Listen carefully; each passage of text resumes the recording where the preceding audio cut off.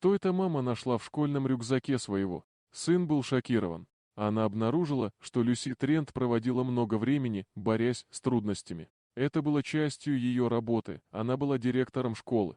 Столкнувшись с проблемами семьи с подростками, изо дня в день поиски дома сделали ее более чем немного параноидальной. Поэтому она еще больше заботилась о своем 15-летнем ребенке. Так что проблема Люси была любое настроение или изменение какого-либо предупреждения, которое могло бы указывать на злоупотребление психоактивными веществами или участие в банде. Слава богу, подросток был из вашего списка забот.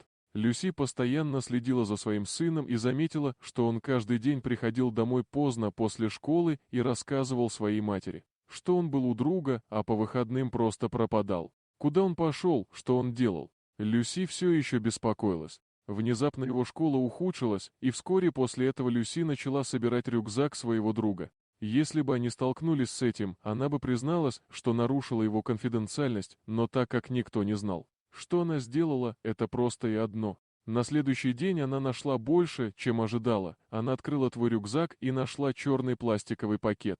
Люсьен достала его из рюкзака дрожащими пальцами. Она осторожно открыла его, но ее опыт работы директором школы не подготовил ее к тому, что они обнаружили. Она нашла подгузники. Подгузники означают, что ее сын стал отцом в 15 лет.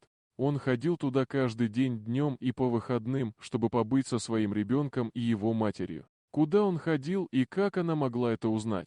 Люси решила, что на следующий день она хочет последовать за своим сыном и исследовать все вокруг, и это именно то, что Люси ждала, пока закончится школа, а затем она последовала за Тимом. Он прошел долгий путь, пока он не добрался до старого заброшенного дома. Люси наблюдала, как ее сын входит и тихо следует за ним. К удивлению слушателей, ее сын лежит на полу и играет с малышами-близнецами, которым было примерно 2 года. Затем она услышала мужской голос: «Большое спасибо, Тим. Ты не знаешь, что это значит для этого, но я не хочу, чтобы у тебя были неприятности из-за этого». «Слишком поздно», — тихо позвал он и вошел в комнату. Человеком, который стоял там и разговаривал с Тимом, был Питер Зотерн, который до недавнего времени был смотрителем в школе. Мама позвонила Тиму: «Я просто помогаю Питеру. Я забочусь о детях днем, чтобы он после».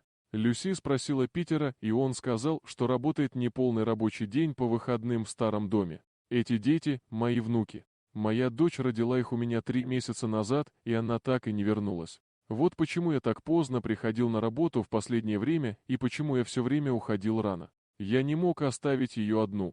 Питер сказал Люси: «Я уволил тебя потому, что ты опоздал и ушел рано. Почему ты не сказал мне сейчас? Я понял бы твою ситуацию». Питер пожал плечами и имел слезы на глазах. «Мне было стыдно. Я думаю, я, должно быть, был плохим отцом для моей дочери. Что все это случилось?»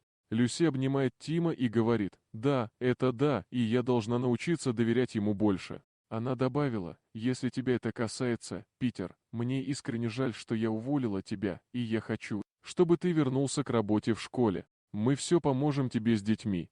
Дорогие друзья, если вам понравилось видео, поставьте лайк, а также подписывайтесь на канал, где найдете еще много интересного.